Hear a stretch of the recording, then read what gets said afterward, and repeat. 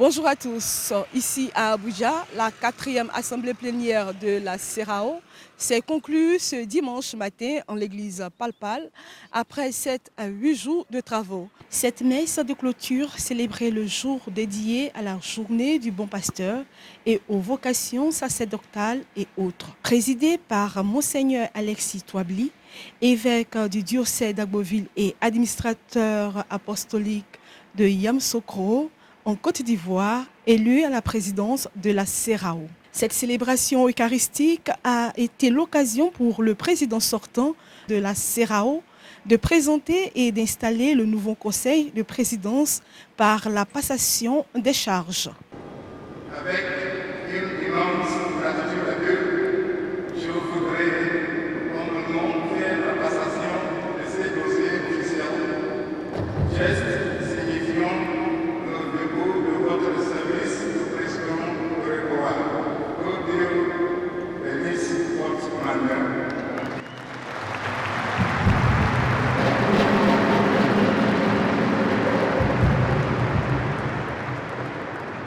Ensuite, Monseigneur Charles Palmer Buckle, dans son homélie faite en anglais et en français, a insisté sur le fait qu'il faille nous laisser conduire et de chercher à ressembler plus davantage à Jésus-Christ, le bon pasteur, afin d'appliquer au mieux et de mettre plus en exergue nos différentes vocations. Le Christ nous dit, les brebis écoutent ma voix. Je les connais et elles me suivent. Oui, aujourd'hui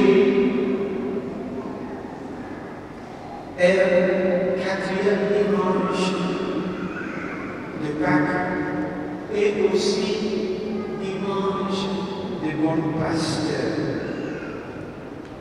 C'est le dimanche dans lequel nous prions aussi pour les vocations.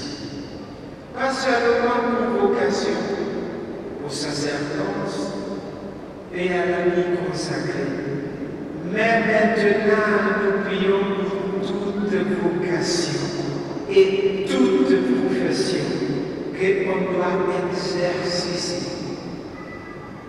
Comme le Christ a été pour nous le bon pasteur. C'est à nous dans l'Église famille de Dieu. C'est à nous chrétiens, appelés par notre Dieu, à aider nos enfants et les jeunes à discerner leur vocation ou bien leur profession sacrée et à servir le Christ après la façon du Christ qui a été pour nous le bon pasteur. Ce qui m'a vraiment touché, me dit que notre Dieu a une règle pour chacun de ses créations, chacun qui l'a créé. Et si la vocation, c'est à nous vraiment d'aider à faire, que dirais-je, pas seulement s'épanouir, mais aussi fleurir cette règle de notre Dieu pour chacun de nous. Cette messe a été parsemée de nombreuses allocutions et mots de fin, parmi lesquels celle du président de la CBCN, son Excellence Lucchus Ugroji, archevêque Oeri et administrateur apostolique de Haïara. Your Excellencies and Bishops of Bishops, my dear brothers and sisters in Christ, I stand on behalf of the Catholic Bishops' Conference of Nigeria, the hosting conference of the 4th Plenary Assembly of RECOWA, to propose a vote of thanks to all, beginning with God, who is the Alpha and Omega, the beginning and the end. We started in His name, proceeded in His name, and have come to a happy conclusion thanksgiving and adoration. Also want to thank this worshiping community of Abuja Archdiocese for accompanying us with your prayers as we thank God at this closing session. So I've seen the clergy, the religious, the paper knights, the knights in Bloomberg and their ladies. I've seen the Laity Council, the CMO, CWO, CYON.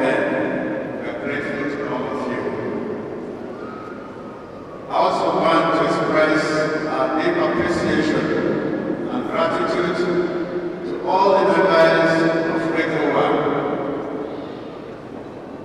for granting us the privilege of hosting the fourth plenary assembly of this great association. Your presence in our midst has been a source of blessings. Indeed, we have received rivers of blessings from you. As you go, we pray that God accompanies you with His grace. I wish also to express my gratitude to the federal government of Nigeria for the logistic support they gave to us in the area of protocol, security, and transportation. I thank especially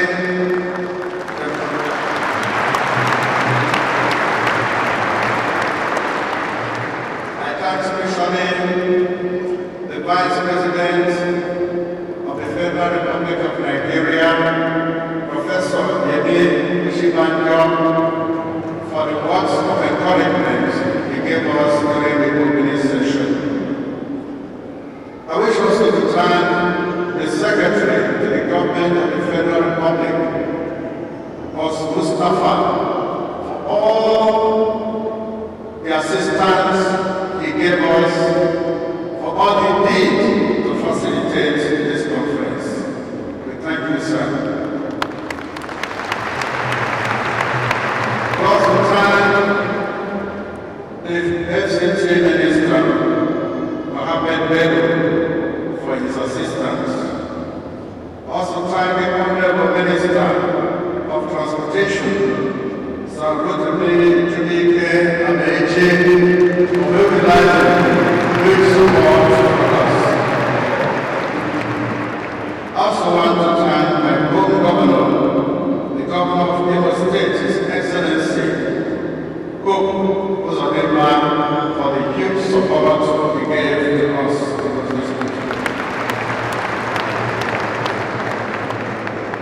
We thank the Honorable Minister of Foreign Affairs, then Colin Allen, who is here today and who was there during the opening ceremony, as well as the Minister of Foreign Affairs, Mr. Geoffrey Unyama.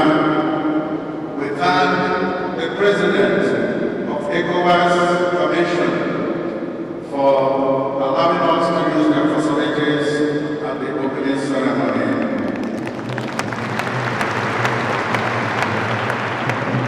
I have huge thanks to the local organizing committee for the work you did in organizing, in preparing for this conference. We are very, very grateful to you, and also the good people of the Archdiocese of Abuja. We thank the Secretary General of the Catholic Secretariat and the staff for the support they gave us, especially in the area of secretarial jobs. We thank the staff of the Catholic Secretariat Resource Center for the wonderful hospitality they extended to us.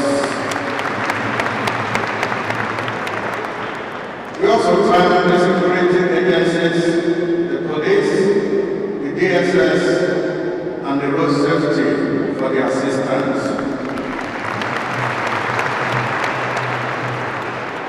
We are grateful to the federal government of Nigeria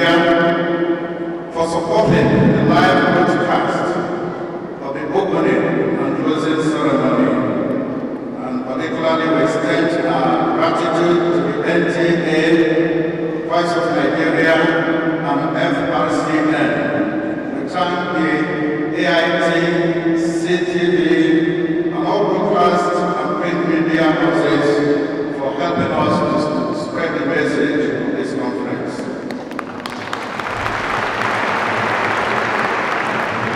We are immensely grateful to the choir for the wonderful rendition. They said, who sings well, praise twice. So we thank you for singing so well at this closing ceremony.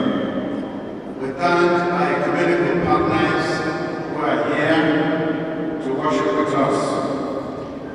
Last but not the least, we thank the Archbishop of Abuja, Most Reverend Ignatius, my brother.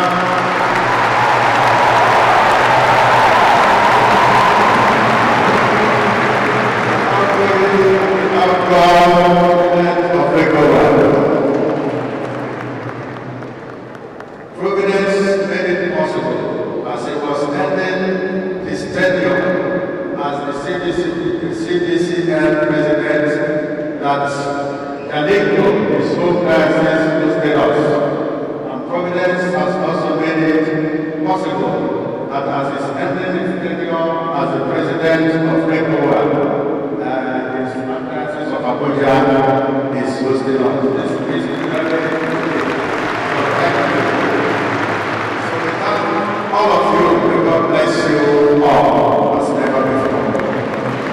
C'est par la lecture du message final des évêques adressé au peuple de Dieu. Genesis chapter 1, 26 to 28, chapter 2, 15. We, your bishops, have watched with pain as the peace of our communities and entire peoples have been placed at risk by human greed and corruption, bad governance, ethnocentrism, etc. We have also observed the wanton destruction of the beautiful treasures of creation, namely our heritage of land, rivers, water bodies, mineral water, name it, that God entrusted to us for the common good and also for posterity in our sub-region. Pope Francis is the call to new vision of fraternity. It is against this backdrop that the theme of our assembly is indeed an urgent call. In all these unhappy consequences, namely the ravages of the COVID-19 global pandemic, man's inhumanity to his fellow man and our socio-political development, and the continued destruction of the natural ecology, we, the bishops, have not just stood back. We have responded first by prayer to God, asking for forgiveness for our sins and sinful behaviors, calling for conversion of heart and educating to peace, brotherliness, and greater respect and co-responsibility for one another in fraternity and social friendship, and for the earth, our common home. And we have not stopped calling attention to our grave responsibility to be one another's keepers and faithful stewards of the common good. We are convinced that now more than before, there is an urgent need for us to draw the threads of our cultural values across different communities, to weave together a culture of dialogue and encounter, and a civilization of love and commitment to life. Our Holy Father, Pope Francis, emphasizes this by stating that, and I quote, a love capable of transcending borders is the basis of what in every city and country can be called social friendship. social friendship within a society makes true universal openness possible. Fraternity 19. This is what we exhort each one of you, our dear people of God, to commit to. A call to repentance and ecological conversion. We are aware that so many obstacles stand in the way.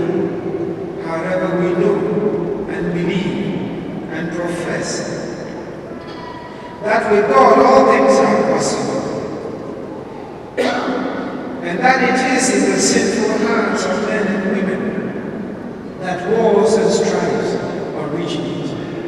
We therefore commit to the new vision of fraternity and call on you and on all men and women of goodwill in our West African sub-region to answer our Holy Father's call to repentance and ecological conversion, so that we can renew the face of the earth. In addition, fraternal friendship and solidarity among and across faiths, nations and civilizations can remake our world. As human beings, we are all held together by fundamental agreement on the essentials of all that makes us human, such as love, respect, integrity, human dignity, etc. In the encyclical, Pope Francis calls our attention to these virtues and to the fact that society needs to be properly educated in the best ways of working towards fraternity and social friendship, as well as justice and peace.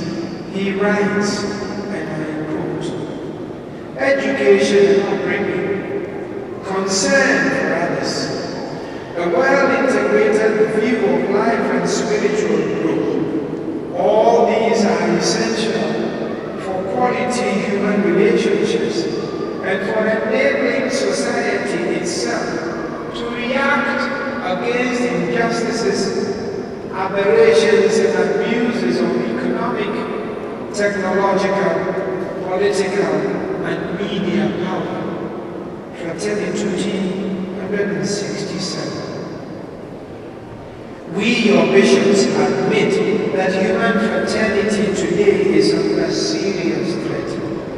We therefore call on our political and traditional leaders to renew their commitment to working for the welfare and the well-being of all our peoples.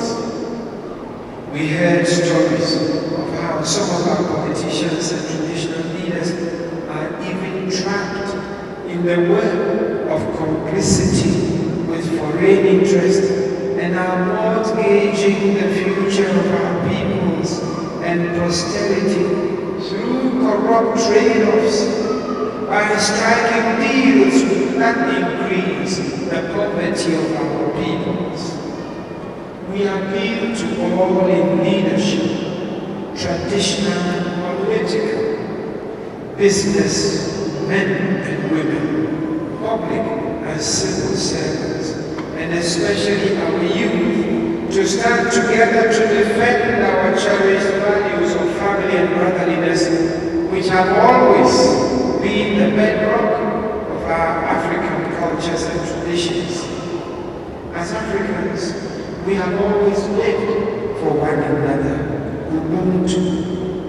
We must rise up now, identify our gifts, and use them to build bridges of friendship and love.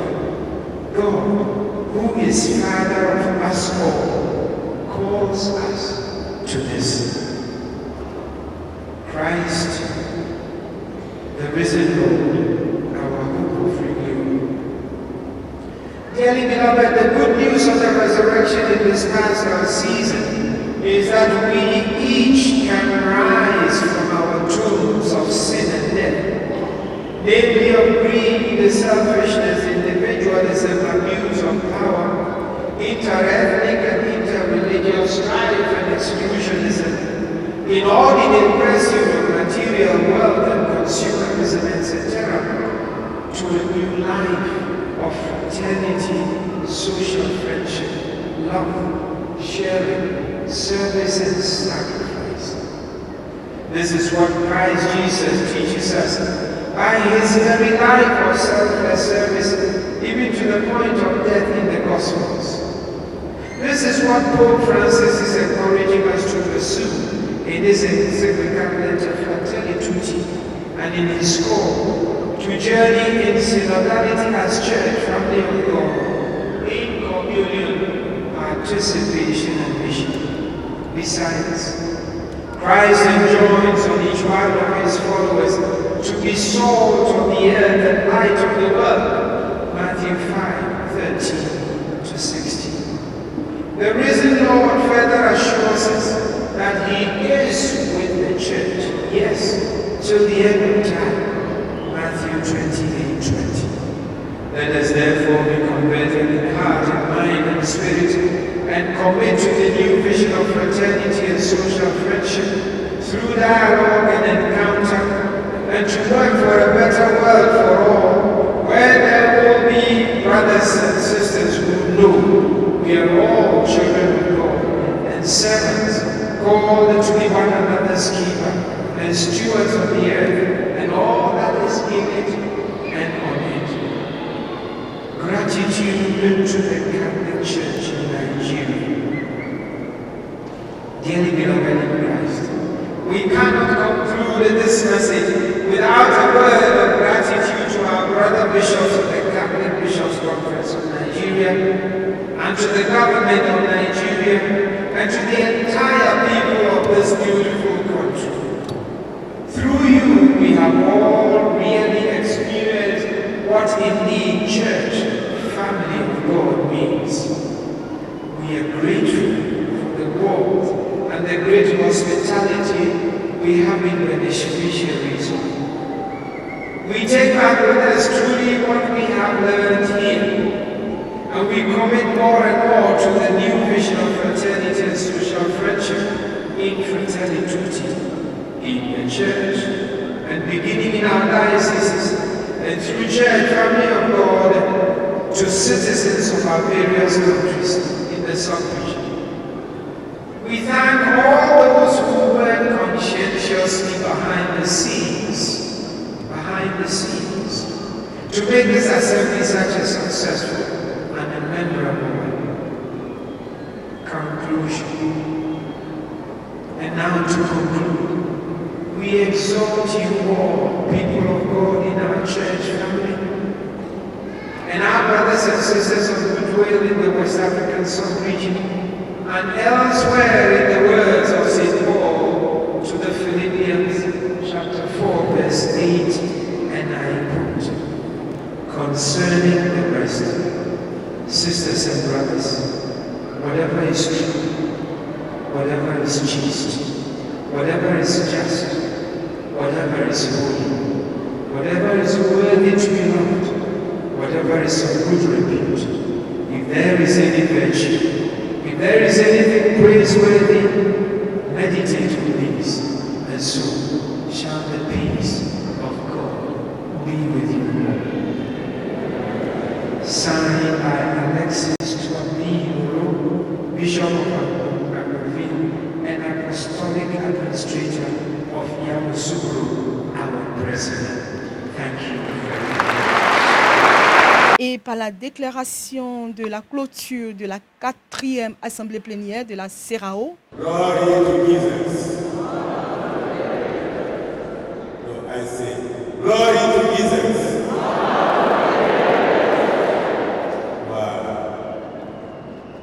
Your Eminences, Your Excellencies, dear brothers, dear sisters, with this solemn Mass, I give close the 4th plenary assembly of Rebu. God bless you.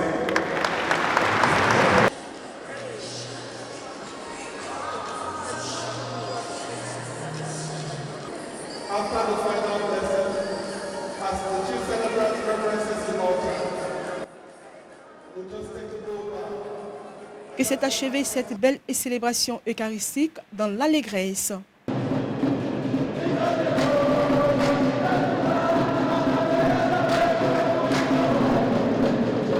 Au sortir de cette messe, heureux d'avoir participé, évêques, archevêques et fidèles se sont prononcés. Et durant cette assemblée, nous avons les évêques de l'Afrique de l'Ouest ont réfléchi sur le thème de Fratelli Tutti, donc la fraternité. La fraternité, elle doit se construire à tous les niveaux. Et je crois qu'elle commence par nous, les évêques.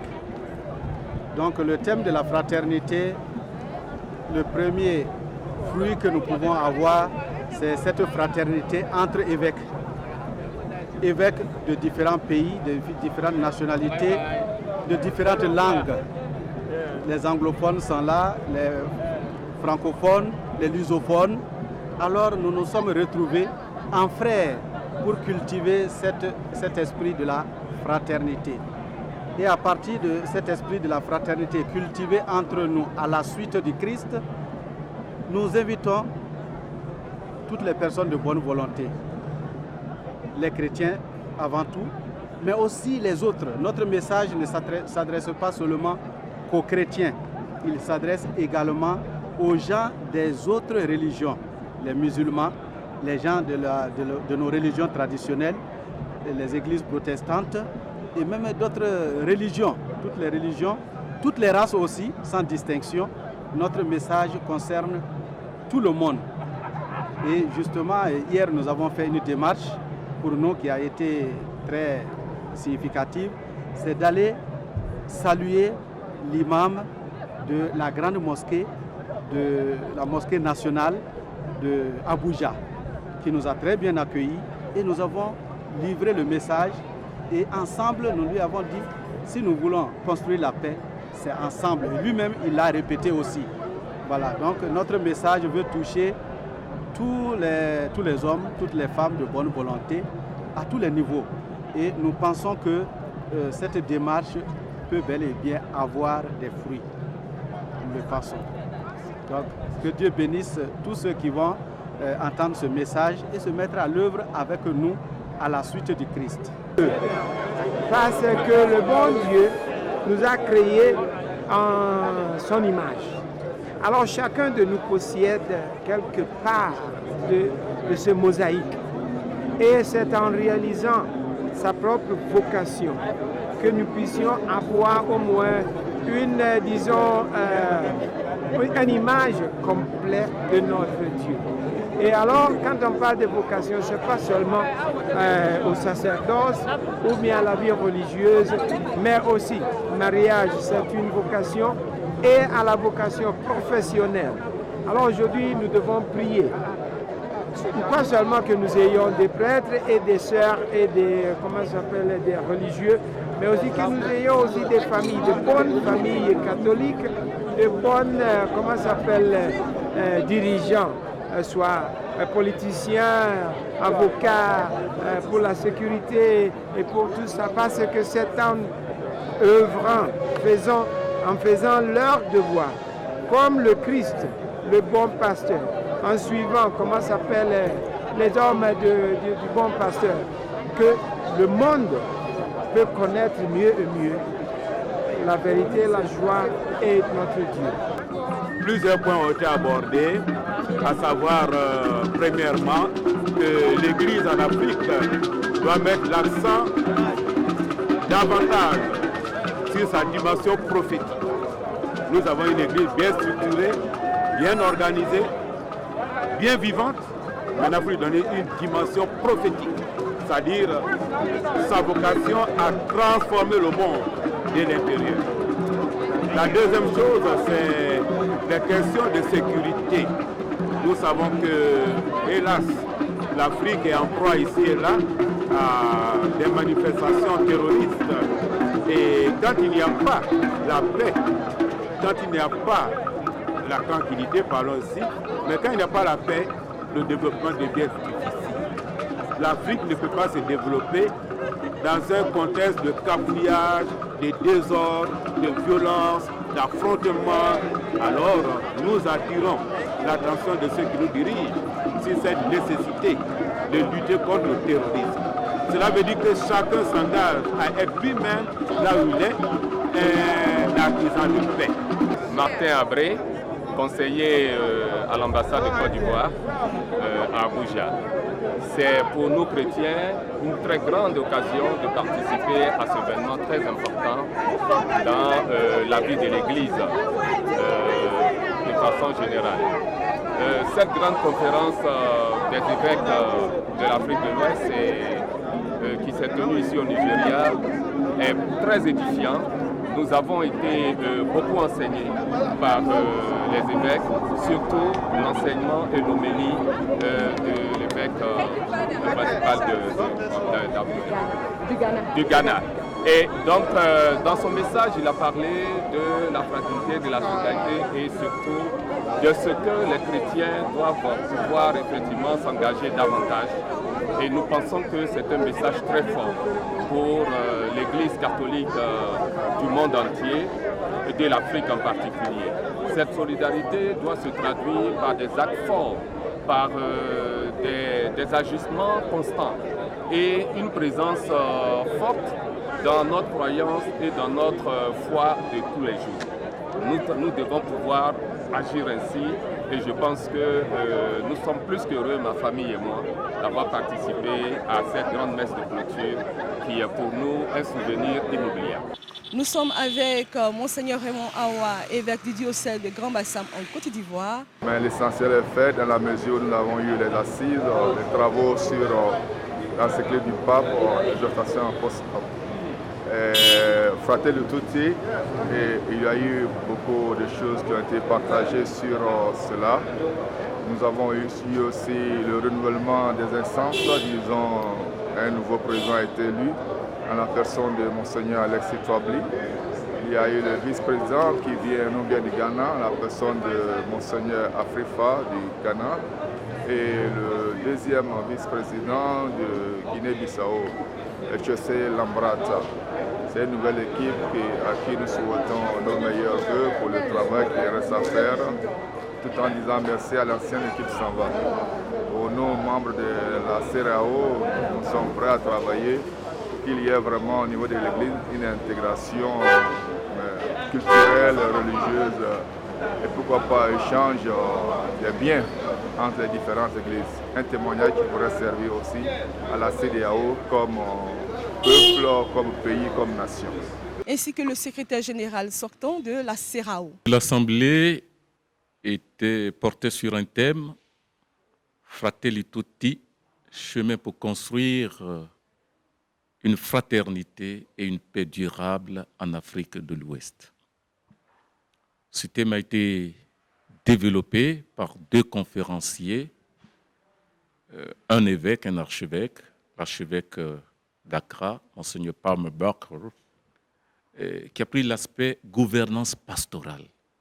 Comment les évêques doivent concevoir leur pouvoir de gouvernance. De ce qui ressort, c'est que dans la gouvernance pastorale, les évêques, comme les prêtres et tous les agents pastoraux doivent chercher à ressembler davantage à leur maître Jésus-Christ, qui disait qu'il est venu pour servir et non pas pour être servi. Et moi, j'ajouterais, et non pas pour se servir. Et donc, il y a eu une invitation à la conversion. Conversion dans la compréhension, conversion dans la manière de penser la gouvernance pastorale, conversion dans la dispensation de cette gouvernance pastorale. Et comme le disait l'ex-président, le président sortant, citant cela le pape François, il faut que les pasteurs exhalent l'odeur des brebis dont ils ont la charge. En d'autres termes, il faudrait que les pasteurs, qu'ils soient évêques, prêtres ou autres agents pastoraux, doivent s'identifier au peuple dont ils ont la charge. Ça, c'est concernant le premier aspect de ce thème qui portait sur la gouvernance pastorale. Le deuxième aspect portait sur la justice sociale. Les évêques ont observé qu'il y a pas mal de problèmes en Afrique de l'Ouest. L'accaparement des ressources. Les peuples de l'Afrique de l'Ouest dont les dignités, dont les droits sont niés. Et donc, ils se sont demandé que faut-il faire. Ils se sont dit qu'il fallait œuvrer ensemble pour le droit des communautés. Mais ils sont partis plus loin pour dire qu'il fallait œuvrer ensemble aussi pour l'environnement, puisqu'il se pose aussi des problèmes climatiques. Et en cela, les évêques disent que la foi en Jésus-Christ leur impose comme éthique sociale de s'engager, sans faire de la politique politicienne, mais d'attirer l'attention des uns et des autres et des gouvernants sur les problèmes que vivent les populations, les peuples de l'Afrique de l'Ouest. Donc ici, ils ont cherché à voir quels sont les chaînons manquants entre l'adéquation de la foi et l'agir. Ils ont essayé de déterminer des chaînons et ça va faire l'objet de résolutions déjà prises. Et à partir de ces résolutions, la nouvelle équipe du secrétariat développera un plan stratégique assorti de plans d'action pour mettre en application. Et c'est pas à partir de là qu'on pourra vérifier les résultats escomptés. Et voilà un peu ce qui a caractérisé les travaux au cours de ces journées. Avec la messe de clôture, tout est lancé. Tout est lancé. Les résolutions sont prises pour dire essentiellement qu'ils veulent s'identifier à leur peuple et agir avec leur peuple. Voyez-vous, si vous vous souvenez, à la cérémonie d'ouverture, le vice-président de l'État fédéral du Ghana, qui est un homme de droit, un professeur d'université, mais qui est aussi un pasteur d'une église indépendante, a dit ceci, que l'Église catholique jouit d'un certain aura, d'une certaine moralité. Il faudrait que les évêques utilisent cette aura, cette moralité, pour parler aux gouvernants. Il leur a demandé de ne pas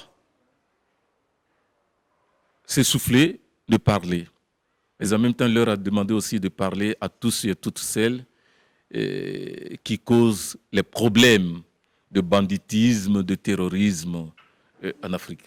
Alors, pour vous répondre, les évêques ont comme arme la parole prophétique. Et déjà en 2020, concernant ces problèmes de climat et d'accaparement de ressources, les évêques avaient fait une déclaration demandant aux différentes commissions épiscopales de justice et paix, de Caritas, de travailler en collaboration avec les organisations de la société civile qui reconnaissent nos méthodes, qui acceptent nos méthodes de non-violence.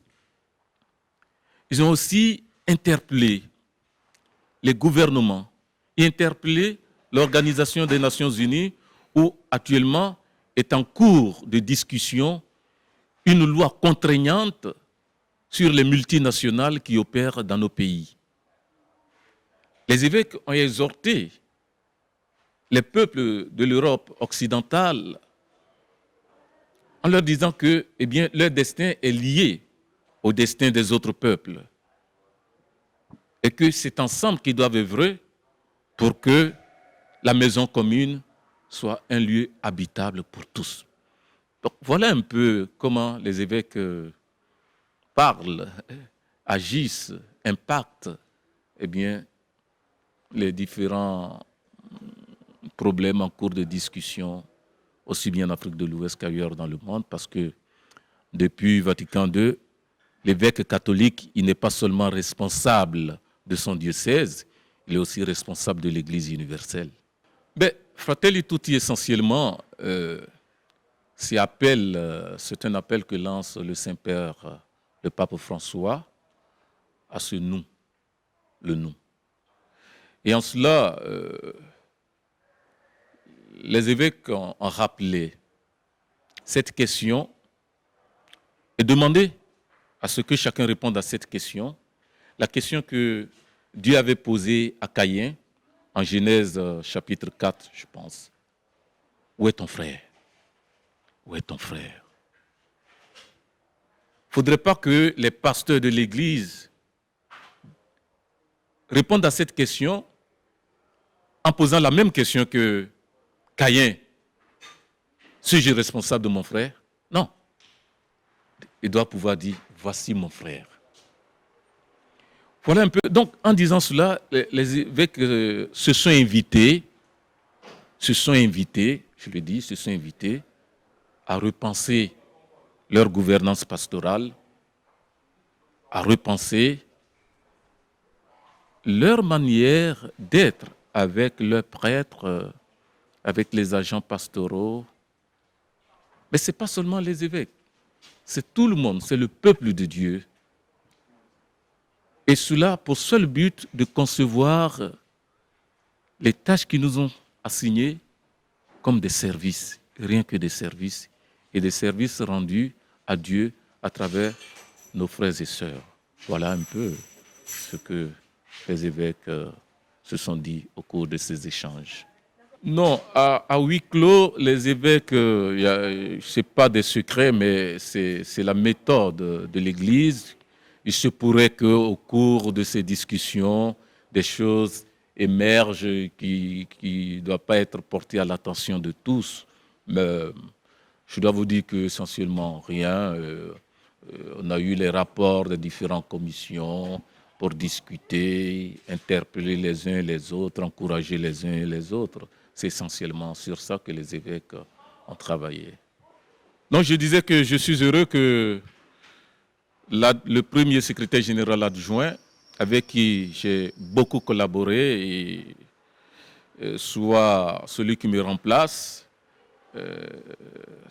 Il est de la maison, il connaît bien les fonctionnements de la maison. Et donc je lui souhaite beaucoup de succès, bon vent. Et comme je le disais aux évêques ce matin dans mes remerciements, en employant les paroles de Jean-Baptiste par rapport à Jésus, je dis mais qu'il croit c'est que moi je diminue. Voilà. Mais je suis heureux qu'il soit confirmé. Je suis heureux. On peut signaler qu'au terme de cette 4e assemblée plénière, il a été publié un communiqué lors de la messe de clôture qui annonce l'importance ou la nécessité de mettre plus d'avantage sur la dimension prophétique ainsi que sur la sécurité et la paix en Afrique de l'Ouest. Vous pouvez trouver à la fois ces discours, ces travaux, mais aussi toutes les interviews réalisées lors de cette 4e assemblée plénière de la CEREAO sur tous nos réseaux sociaux ainsi que sur le site de Ecclesia TV.